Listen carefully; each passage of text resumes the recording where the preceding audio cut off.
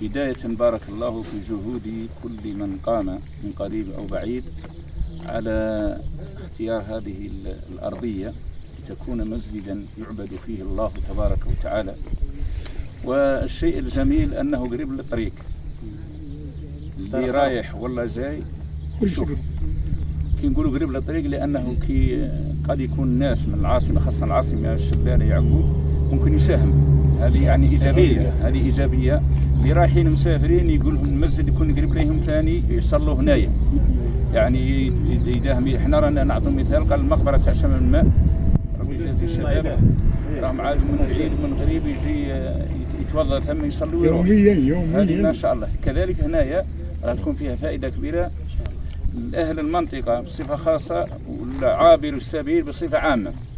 لذلك معناها فكل إنسان يساهم بالقليل أو بالكثير في بناء هذا الصرح، هذا المسجد إن شاء الله راه يكون له يعني وقف، يكون له وقفا وصدقة جارية تدر الحسنات بعد موته، كأنه راه مازال حي وراه يخدم من بعده إن شاء الله راه يكون الحسنات تمشي. قايم يعني بالجانب المادي أو الجانب المعنوي أو الجانب الإعلامي، أي شيء راه فيه فائدة إن شاء الله تبارك وتعالى. لذلك نظن يعني راهم كل الناس موافقين على هذه المنطقة إن شاء الله، وربي يجازيهم كل خير. وحنايا الناس اللي ربما نبشرهم اللي راهم بعاد يقول يا ودي احنا كونجا قدامنا، نقول لكم قول النبي صلى الله عليه وسلم. بنو سلمة هذو كانوا يسكنوا أطراف المدينة والمسجد النبوي كان بعيد عليهم، حبوا يرحلوا، قالوا النبي صلى الله عليه وسلم يا رسول الله رانا حابين نقربوا المسجد. قال لهم لا انتم راكم معساسة في الأطراف.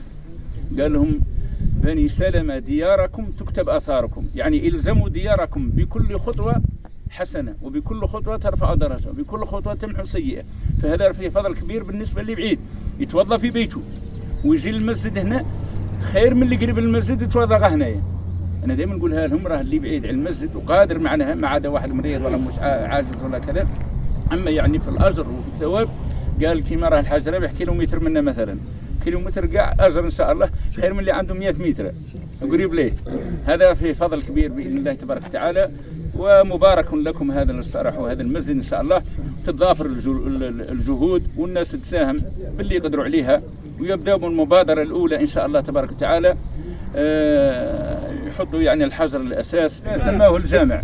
الجامع كلمة عندها معنى بعيد، أنه يجمع كلمة الناس، أنه يجمع القلوب، أنه يجمع الفكر، يجمع العقول تاع الناس.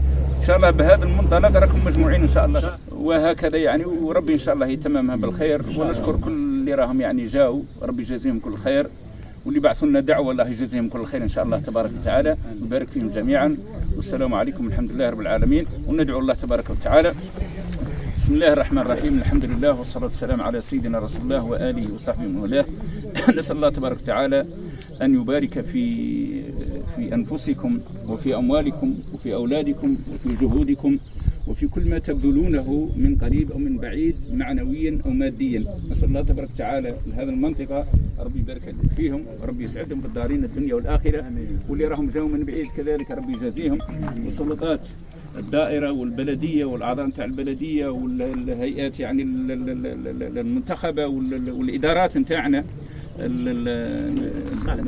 المصالح التقنية بصفة عامة والحماية المدنية وكلهم اللي رانا الأملاك الدولة وغيرهم، وأخونا في الإعلام ربي يجازيهم ويبارك فيهم ويعطيهم الصحة والعافية. وعموم المواطنين إن شاء الله اللي راح حاضر هنا ربي يرفع شأنه إن شاء الله ويرفع قدره إن شاء الله. آمين آمين والحمد لله رب العالمين. إن شاء الله اليوم قمنا في منطقة حوش القائد بحير الرويلة والسلطات الدائرة ورئيس البلدية وأعضاء المجلس والسلطات التقنية. قمنا إن شاء الله بمعاينة المكان الذي إن شاء الله نقوم ببناء به المسجد حمزة بن عبد المطلب بصفتي رئيس جمعية مسجد حمزة بن عبد المطلب. ندعو الجميع إن شاء الله ونكثر جهود الناس اللي يعاوننا إن شاء الله من بعيد ومن غريب إن شاء الله يعاوننا إن شاء الله. نطلب الناس أن تعاوننا إن شاء الله من بعيد ومن غريب. يوم الخميس كنت جلفة كان ندوة دارت المكتبة العمومية الرئيسية جلال الدين بن سعد سكرتير جلفة مع الجلفة ينفو. وهذه الندوة توثيق التراث بمنطقة جلفة.